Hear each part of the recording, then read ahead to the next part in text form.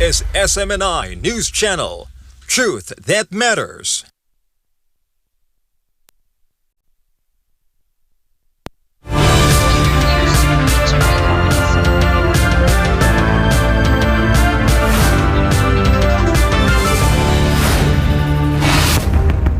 In the headlines, Treasury Secretary Besant reports oil prices down 10%, insisting markets are stabilizing despite a naval siege in the Persian Gulf. President Putin unveils expanded Eurasian transport corridors and cross-border logistics during a state visit to Kazakhstan. Israel severs all diplomatic relations with the UN Secretary General after the UN blacklists Israeli entities over sexual violence allegations Israel calls baseless.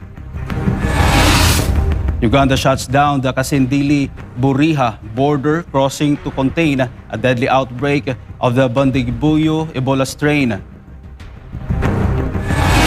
Filipino community members in Tokyo protest against the government, timing their rally to coincide with President Marcos' official visit.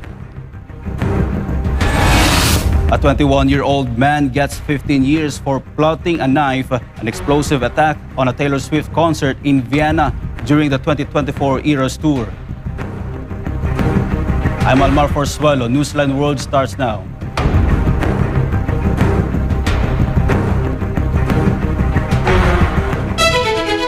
According to U.S. Treasury Secretary Scott Bessent, the transitional sanctions metrics remain a dynamic carrot-and-stick maneuver, warning the Cuban government that embargoes will intensify unless Havana abandons its corrupt reception system.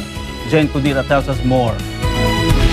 Mr. Secretary, Washington's economic pressure campaign against Cuba took focus at the White House briefing, where Treasury Secretary Scott Bessent defended ongoing financial restrictions on the island.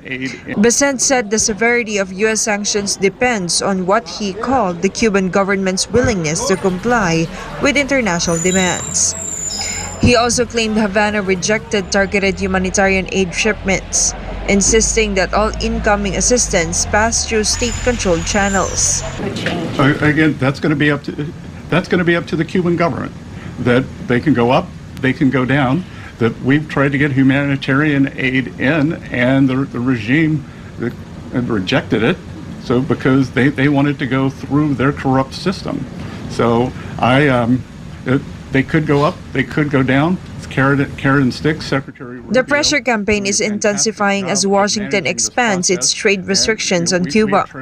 Following a new executive order signed by President Trump, the Office of Foreign Assets Control has moved against companies in Europe and Latin America tied to key Cuban industries. Bessent said the U.S. Treasury Department is closely coordinating with Secretary of State Marco Rubio to maintain what he called maximum leverage, while keeping open the option to either ease or escalate sanctions depending on developments. Secretary Rubio doing a fantastic job of managing this process, and we at Treasury are working with him. With Cuba's power grid nearing collapse under a strict U.S. fuel embargo, administration officials say the goal is to pressure the country's leadership without targeting ordinary citizens. Critics warn the sweeping sanctions could trigger a new wave of migration toward Florida, but Treasury officials insist the financial blockade will remain in place until democratic reforms are verified. This has been Jane Cudita, Global Citizen Correspondent, reporting for Newsline World. Russian President Vladimir Putin has revealed an expansion of projects developed jointly by Moscow and Astana during a state visit to Kazakhstan. Putin outlined parallel initiatives aimed at strengthening the strategic partnership between the two nations through integrated Eurasian corridors and cross-border logistics. Joy Tabanao reports. Russian President Vladimir Putin announced that Moscow and Astana are jointly engaged in the development of key Eurasian transport and logistic corridors and roads. According to Putin, the ongoing bilateral efforts will systematically increase the capacity of border crossings while expanding freight transport by rail, water, and air. Cross-border logistics Push features a newly launched innovative project involving an unmanned road freight transport line operating directly between the two countries. Beyond surface transport, the Russian leader emphasized that the two nations joined operations at the Baikonur Cosmodrome. Линия беспилотного автомобильного грузового сообщения между двумя странами. Мы это сейчас хорошо видели на видеопрезентации. Ведется совместная эксплуатация космодрома Байконур. Общими усилиями создана новая пусковая площадка Байтарек, с которой месяц назад, как тоже президент сказал, в космос отправилась новая перспективная ракетоноситель «Союз-5». The bilateral economic coordination extends directly into regional infrastructure and peaceful nuclear energy. Meanwhile, Kazakhstan's President Kassym-Jomart Tokayev, for his part, spoke very highly of the state of relations with Russia, described the signed agreement on the 7 pillars of friendship and cooperation between the peoples of Kazakhstan and Russia as carefully considered and rational in terms of its objectives. Данный документ тщательно продуман, рационален с точки зрения целеполагания. В нем сформулированы опорные точки и долгосрочные ориентиры дальнейшего развития, стратегического партнерства и добрососедских взаимоотношений наших стран. В том, что сотрудничество Казахстана и России вышло на такой беспрецедентно высокий качественный уровень, это, конечно же, заслуга президента Владимира Владимировича Путина. Putin highlighted the flagship plan for the construction of Kazakhstan's first nuclear power plant, known as the Balkhash NPP, which involves Russia's state nuclear corporation, Rosatom. During the diplomatic visit, state officials approved formal agreements regarding the structural parameters for the construction of the facility. The finalized package secures the financing of the project through a Russian state export credit facility. Putin stated that once the plant is formally commissioned, it will make a significant contribution to the energy supply of the Kazakh economy, helping to provide businesses and households with affordable and clean energy. The strategic announcements coincide with Putin's official state visit, taking place from May 27th to 29th. The visit is structurally dedicated to the development of the strategic partnership between the neighboring countries, with the Russian president also scheduled to take part in the EAEU summit and an upcoming meeting of the Supreme Eurasian Economic Council. This has been Joy de Manao, your global citizen correspondent reporting for Newsline World.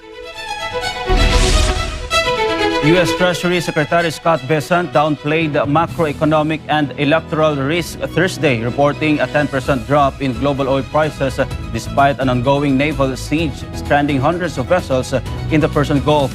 This report. The financial fallout from Washington's aggressive geopolitical posture took center stage at a White House briefing Thursday.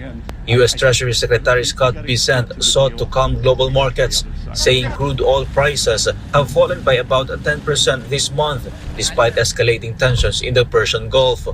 The decline comes even as nearly 2,000 commercial ships and oil tankers remain bottlenecked along key Gulf shipping routes amid the expanding U.S. naval blockade around Iran.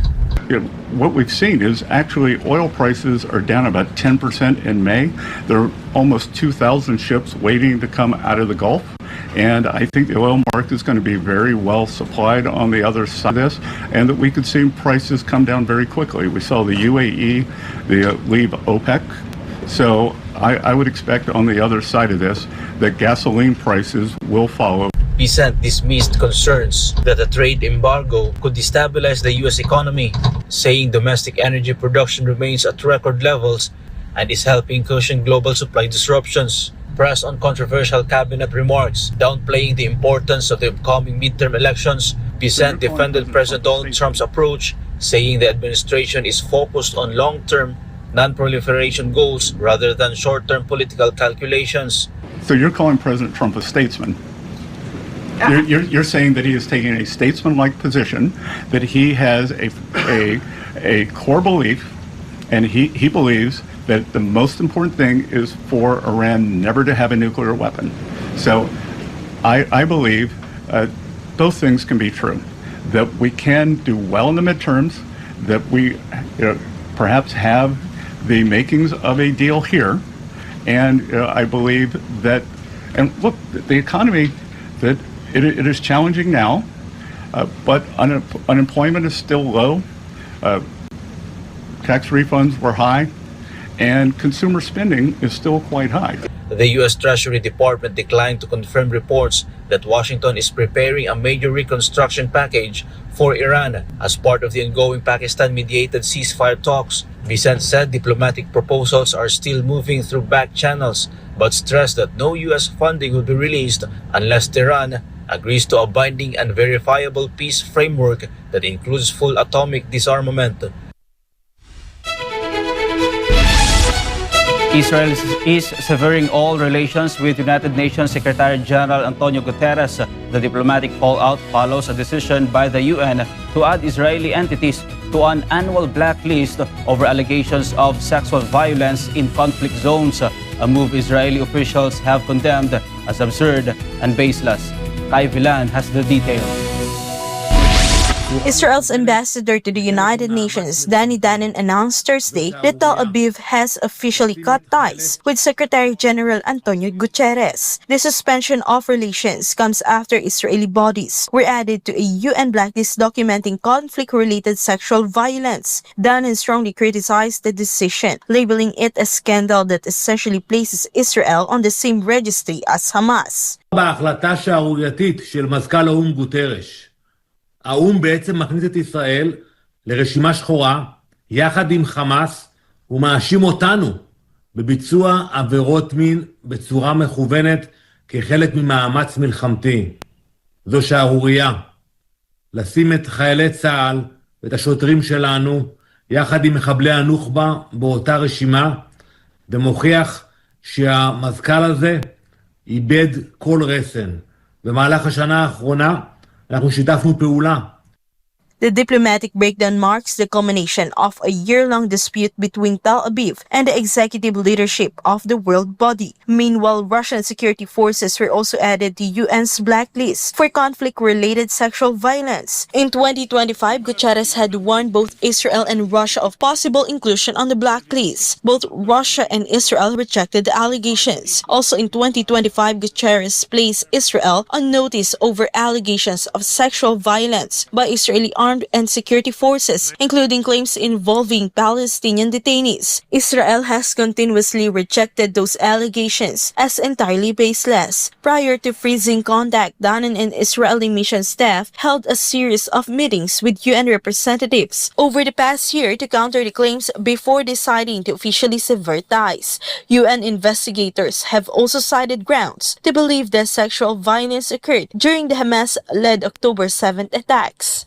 אנחנו שיתפנו פעולה עם הצוות של מזכ"ל האו"ם והוכחנו להם שכל ההאשמות האלו הן שקריות. אפילו הזמנו אותם לבוא לישראל, לגבות עדויות, לראות בפועל מה קורה. הם סירבו להגיע. אנחנו עם המזכ"ל הזה סיימנו. אנחנו לא נשתף פעולה איתו, בעוד מספר חודשים ייבחר מזכ"ל חדש לאו"ם, ויחד איתו נתקן את העוול הזה. While Israel vows to bypass Guterres' office entirely, the diplomatic freeze coincides with the final stretch of the UN's chief administration. Guterres' second five-year term is officially due to end on December 31st, 2026, with Israel asserting they will instead work to resolve and correct the blacklist matter directly with the incoming administration. Reporting for Newsline World, Kai Villan, SMNI News. The Ugandan government forcefully shut down the busy Kasindi-Lubiriha border crossing and adjoining export markets Thursday in an emergency bid to contain a deadly outbreak of the Bundi Bugyo Ebola. Angel Pastor reports. Armed military formations and heavily deployed police units completely sealed off the bustling Impondwe border export zone in Buera under strict executive orders from Kampala. The Kasindi-Lubiriha crossing, a vital economic artery connecting western Uganda with the Eastern Democratic Republic of Congo, has been locked down. Specialized health containment squads clad in full protective gear have established aggressive bioscreening checkpoints, subjecting approved freight drivers to mandatory digital temperature checks and chemical hand disinfection protocols. The points of entry, the gazetted ones, have been guided on who enters and who exits. Specifically now, no Congolese should enter Uganda. No Ugandan should go to DRC. This is just a temporary measure for some. The sweeping border blockade follows a catastrophic spike in internal data tracking the outbreak. Since the World Health Organization officially declared the crisis a public health emergency of international concern on May 17, suspected fatalities across the DRC border have climbed to approximately 220, with total suspected cases piercing the 900 threshold. Because the epidemic involves the lethal Bundibugyo virus variant, for which there are no commercially approved vaccines or targeted antiviral drugs, authorities are treating isolation as their primary shield.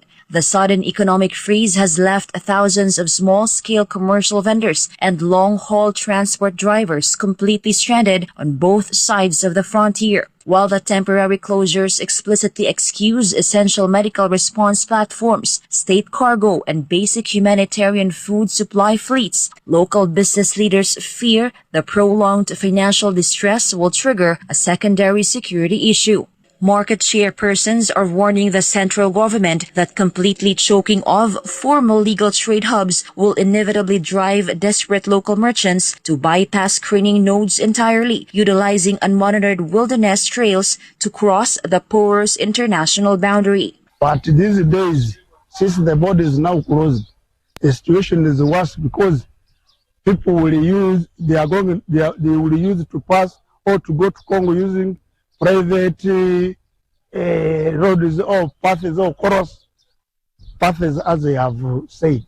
So the situation is worse. It's not good. Reporting for Newsline World, this has been Angel Pastor, SMNI News.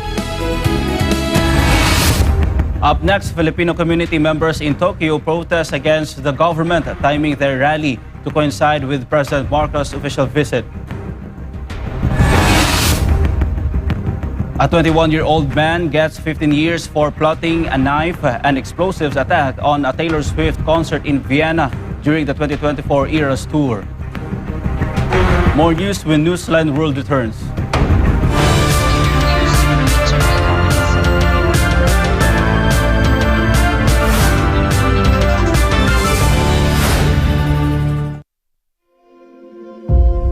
For years, Sunshine Media Network International has remained committed to delivering truth that matters. Anchored on the principles of responsible journalism, the network prioritizes facts, clarity, and information that truly matters to the public. SMNI provides a platform for voices that are often unheard, stories that deserve attention, and issues that demand understanding. Public service and national interest remain at the heart of every broadcast. Through consistent reporting and meaningful programming, SMNI continues to strengthen credibility and build public trust. This commitment to truthful and relevant reporting has not gone unnoticed. Over the years, SMNI has received various awards and recognitions from different institutions and organizations. These honors highlight the network's contributions to public service, broadcasting excellence, and nation-oriented programming. Each recognition stands as a testament to SMNI's dedication to responsible journalism and meaningful storytelling. More importantly, these accolades reflect the confidence and trust placed by the public and partner institutions. Guiding this mission is the vision of the network's honorary chairman, Pastor Apollo C. Kibaloy. His leadership underscores the belief that media can be a powerful force for nation building. Under this vision, SMNI promotes unity, moral values, and responsible citizenship among Filipinos. Programs are designed not only to inform, but also to inspire and empower communities. Because for SMNI, the mission goes beyond broadcasting. It is about contributing to the progress and development of the nation. This commitment to service extends beyond the television screen. Through the SMNI Foundation, the network implements humanitarian and community outreach initiatives across the country. Programs provide assistance to communities, children, and families in need, bringing help where it matters most. SMNI also works hand-in-hand with its partner organizations, including the Sunshine Philippines Movement, the Keepers Club International, and the Children's Joy Foundation Incorporated. Together, these organizations promote volunteerism, compassion, and social responsibility. Their programs demonstrate SMNI's commitment to real public service, turning advocacy into action. SMNI, delivering truth that matters for nation building.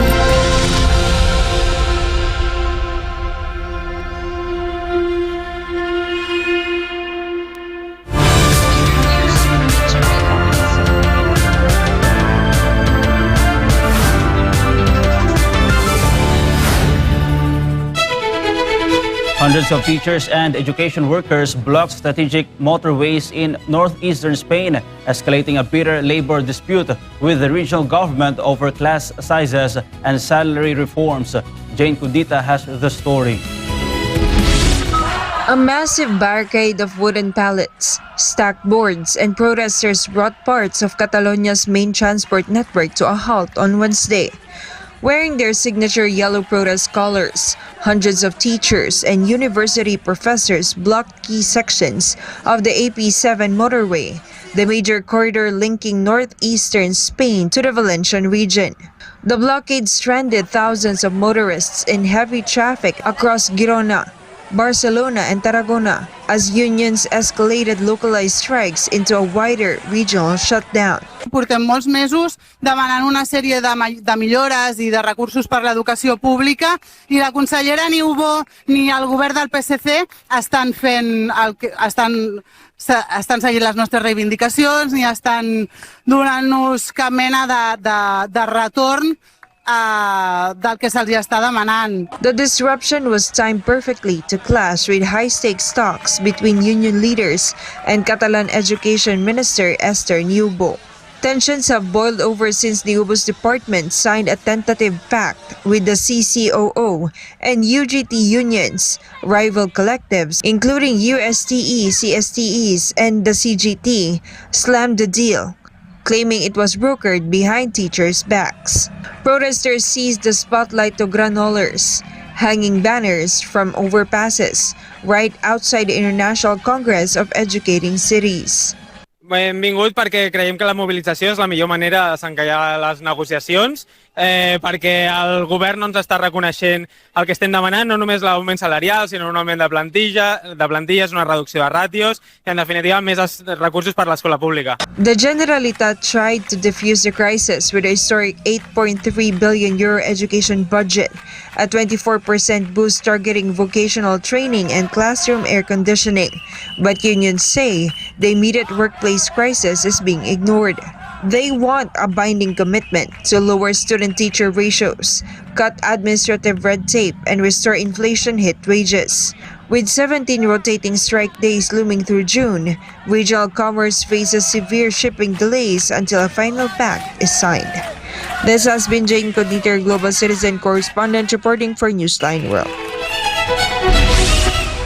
Global average temperature are projected to continue to near record levels over the next 5 years, according to a newly released report from the World Meteorological Organization. There is an 86% chance that at least 1 year between 2026 and 2030 will surpass 2024 as the warmest year on record. This report. The World Meteorological Organization, or WMO, issued a report on Thursday warning that global near-surface temperatures are highly likely to hit unprecedented levels. The agency calculates a 91% probability that global temperatures will temporarily exceed 1.5 degrees Celsius above pre-industrial levels for at least 1 year within the next 5 years. This pre-industrial baseline is measured against the historical average recorded between 1850 and 1900. A temporary breach of this limit was previously logged in 2024 when the global average surface temperature reached approximately 1.5 degrees Celsius above the baseline. The 5-year prediction model for the Central Tropical Pacific points toward a strong tendency for El Niño climate conditions, specifically affecting 2027 and 2028. Climate scientists link the looming temperature spike directly to shifting oceanic currents and atmospheric patterns across the globe. According to lead author Dr. Leon Hermansson, an El Niño is predicted to develop by the end of the year 2026. The weather event increases the structural chances of the following year 2027 emerging as the next record-breaking period. However, the report clarifies that individual years exceeding these targets do not mean the overarching goals of the Paris Agreement are out of reach. The 1.5 degrees Celsius threshold specified in the accord refers strictly to long-term warming sustained over an extended period, typically assessed over a 20-year average. WMO officials state that temporary exceedances are fully expected to occur with increasing frequency as global temperature trends scroll closer to these permanent baselines. China has warned the United States to handle the Taiwan issue with utmost caution. The reaction follows a new international security assessment warning that a major conflict over Taiwan could spark a nuclear escalation. More on this from Angel Pastor. Chinese Foreign Ministry spokesperson Mao Ning cautioned Washington over its actions regarding Taiwan. The warning on Thursday allows a strategic report by the International Institute for Strategic Studies, which stated a conflict over Taiwan could trigger nuclear escalation and targeted strikes on communications hubs. Mao emphasized that Taiwan is China's internal affair and that resolving the issue is a matter for the Chinese people themselves, allowing no external interference. 首先，台湾问题是中国内政，解决台湾问题是中国人自己的事情，不容任何外部干涉。维护台海和平稳定，就必须旗帜鲜明地反对台独。美方要做的，应当是落实好两国元首会晤达成的重要共识，慎之又慎地处理台湾问题。 The daily briefing also focused on the rare earth trade relations between Washington and Beijing. Last year, both sides agreed to a temporary trade truce where China promised to pause its export restrictions on critical rare earth minerals until November 10th of this year. However, market analysts raised concerns over the Chinese embassy posted an image of domestic rare earth regulations online, reading it as a sign that Beijing might enforce the bans ahead of schedule. Mao dismissed those claims, clarifying that the post was simply a routine update on trade talks and that Beijing is not shifting its policy early. 据我了解，中国驻美国大使馆转发了中美经贸磋商的初步成果。中美双方应当共同落实好两国元首达成的重要共识，维护中美经贸关系稳定发展的态势。 Turning to regional security, Mao reiterated China's strong opposition to Western-led alliances in the Indo-Pacific. When asked about the Quad alliance comprising the US, Japan, India, and Australia and its recent calls for North Korea to disarm, Mao defended Beijing's steady policy line. Her response follows a fierce pushback from North Korea, stating it will never give up its weapons. The Quad foreign ministers met in New Delhi on Tuesday, demanding that North Korea comply with United Nations Security Council resolutions. Mao stated that China opposes the formation of exclusive small circles and bloc confrontations, keeping its position on the Korean peninsula stable. The spokesperson also addressed questions regarding EU plans to use tariff against China and Japan's post-World War II plan to establish a National Intelligence Council and Bureau. Reporting for Newsline World, Angel Pastor, SMNI News. The Filipino community in Japan once again gathered to voice their grievances against the current Philippine government. The peaceful protests coincide with President Bongbong Marcos' visit to Japan. Our Tokyo correspondent Guy Saito will give us the details. Issues surrounding flood control projects and calls for transparency were the main agenda of a lawful assembly organized by several Filipino groups here in Japan. The activity was held following the arrival of President Marcos Jr. for an official visit. Filipinos in Tokyo did not miss the opportunity to express their anger toward the Philippine government, especially since Philippine President Ferdinand Bongbong Marcos Jr. is here in Japan for a 4-day state visit. During the peaceful protest, members of the Filipino community opposed the reported push for a constitutional assembly or CONAS for the term extension of the current administration. This was earlier disclosed by Senator Amy Marcos. Filipinos also demanded the results of the flood control investigation. Most of those who joined the peaceful protest came from areas in the Philippines where flood control projects allegedly failed. Sobra na po, BBM. Ang flood control na ninanakaw nyo, ibalik nyo na po. Sobra-sobra na po ang paghihirap. Marami na pong namatay. Filipinos are also concerned about the alleged return of illegal drugs in the Philippines. According to them, the anti-drug efforts of the Marcos Jr. government are not strong enough. Ang legacy ni Tatay, no drugs, no corrupt, pero lahat binalik mo lahat yan ngayon. Sobrang paghihirap na ng bansa. Stress na po kami dito sa Japan dahil nagpapadala po kami ng pera sa Pilipinas at walang nangyayari. During PBBM's visit to Japan, the result of the SWS survey was also released, where he received a negative 15 net satisfaction rating. Because of this, former Undersecretary Lorraine Badoy said PBBM's visit to Japan was embarrassing. Kakahiya. That's how I feel. Nakakaya, and pumaharap siya sa isang gobyerno na napakaayos, no? Isang gobyerno na may dangal, isang gobyerno na hindi nagnanakaw sa mga mamamayan nila at saka talaga nagsisilbi. Haharap siya sa isang prime minister na mahal ng mga Hapon, tapos siya ang trust rating niya -15. Filipinos in Japan also said they could clearly see the difference in the reception given to PBBM and former President Rodrigo Duterte. According to Japan Philcom, they personally witnessed how both Marcos and FPRD were received during visits to Japan, including Duterte's visit to the country in 2017.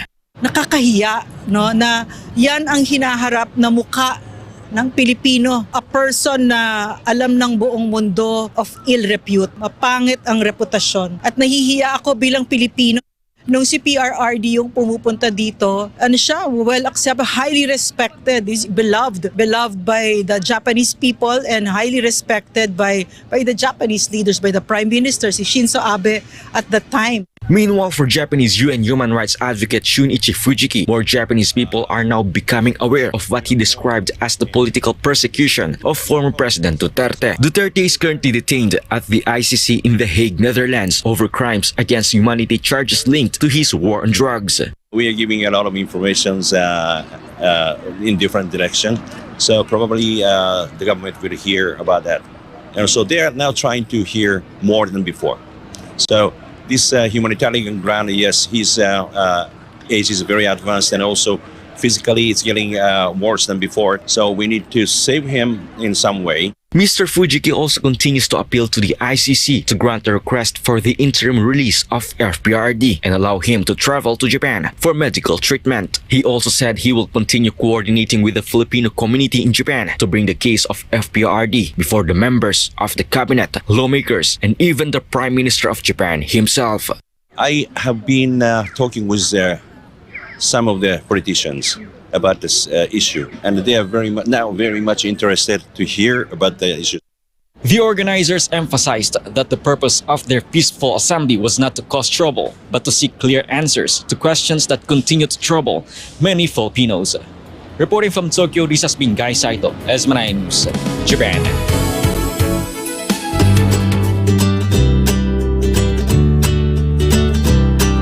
A Florida influencer born without a right hand has gone viral after receiving a traffic ticket for holding a phone with her right hand. The dispute gained massive traction online after she released official police body camera footage, leading the citation to be formally dismissed. Blake Ann has the story. Hello, ma'am. Florida social media influencer Katie, known online as LightyOff.Balance, went viral after sharing details of a recent traffic stop. Katie, who is an adaptive athlete with a limb difference, was pulled over for distracted driving on February 11th along North Dixie Highway. During the stop, a Palm Beach County Sheriff's Office deputy claimed he saw her holding a cell phone in her right hand. However, Katie does not have a right hand. Ahead of her scheduled court date, Katie obtained and uploaded the official police body camera footage to her social media accounts. In the video, the deputy tells Katie the exact reason why she was pulled over. Drove past me holding the phone with your right hand, manipulating that phone.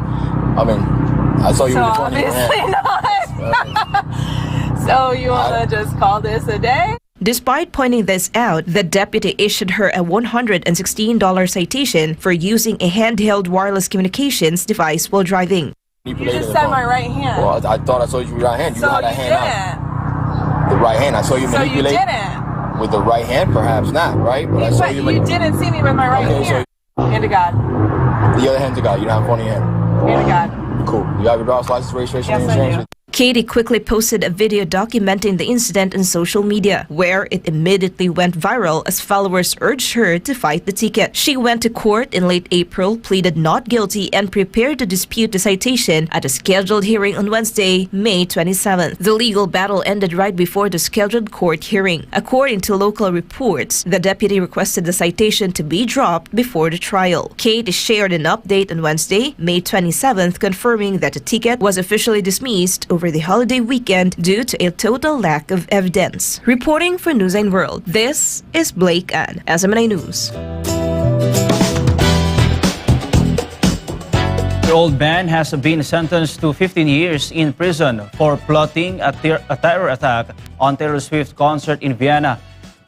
The defendant admitted he planned to attack a fan outside the stadium during the singer's sold-out Eras tour in August 2024. Daniela Paulita tells us more. A sentenced 21-year-old Beran A. to 15 years in prison, the defendant, an Austrian citizen, was found guilty of planning a jihadist attack and forming a local terror cell.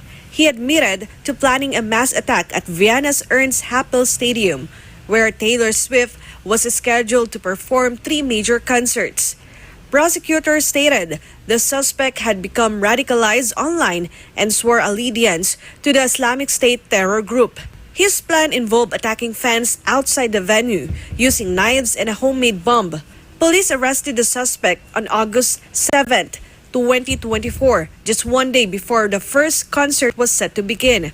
During a raid on his apartment that same day, authorities found functional bomb-making materials. Investigators noted the suspect also tried but failed to buy illegal weapons, including a machine gun and a hand grenade.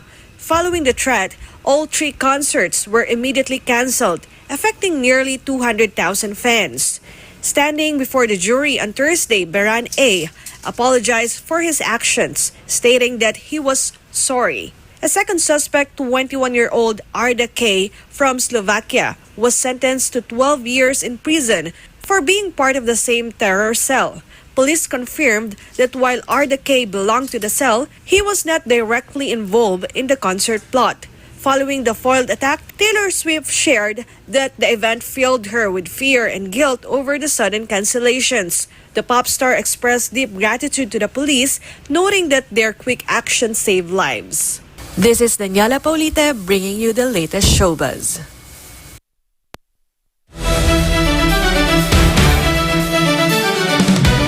Latest sports updates, 4-time Grand Slam champion Naomi Osaka turned heads at Roland Garros after unveiling an eye-catching Paris-inspired outfit before opening her French Open campaign with a straight sets victory. Meanwhile, former England captain Joe Yap has been appointed as the first ever head coach of the British and Irish Lions women's team ahead of its historic inaugural tour of New Zealand in 2027. Here's the report. Naomi Osaka arrived on court Suzanne Lenglen wearing a black corset and pleated skirt layered over a sparkling gold tennis dress designed by Nike, drawing inspiration from the shimmering lights of the Eiffel Tower. The Japanese star said the outfit was a tribute to French couture and Paris fashion, adding that the glittering design reminded her of the Eiffel Tower at night. Osaka's look was created in collaboration with the Swiss designer Kevin Garmenier, who is known for sustainable and fashion-forward designs using upcycled materials. The stylish entrance quickly became one of the major talking points of the tournament, with world number 1 Aryna Sabalenka praising Osaka for expressing herself confidently through fashion. Despite the attention surrounding her outfit, Osaka stayed focused on the court and defeated Germany's Laura Siegemund 6-3, 7-6 to advance to the second round, where she will face Olympic silver medalist Donna Vicic. Meanwhile, Joe Yap, who earned 70 caps for England and helped lead the Red Roses to the 2006 Rugby World Cup final, will guide the newly formed Lions side in the landmark series against the Black Ferns on New Zealand soil. The 46-year-old previously coached Australia at the 2025 Women's Rugby World Cup before returning to England to serve as head of Women's Pathway Development. The Lions women will begin the tour with a warm-up match against the Black Ferns XV before playing 3 test matches in Auckland, Wellington, and Christchurch. Yap said leading the first ever Lions women's team is a huge honor and believes the tour can help shape the future of women's rugby for years to come. Attention will now shift toward the coaching staff Yap will assemble, with several experienced names from England, Wales, Ireland, and Scotland expected to be considered as the Lions prepare for their historic debut series. And before we end, may you be inspired with the words of the Son.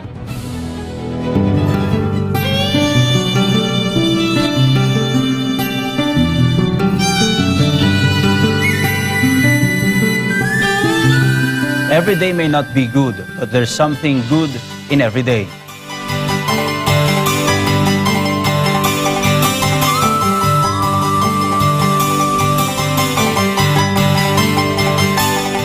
And that's all for this edition of Newsline World. For God and my beloved country, the Philippines, I'm Almar Forswalo.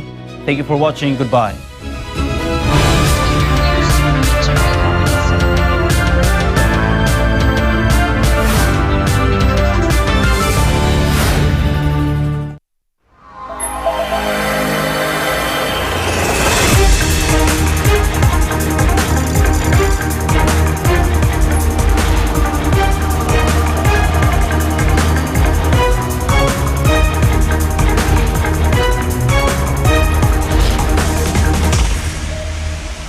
This is SMNI News Channel.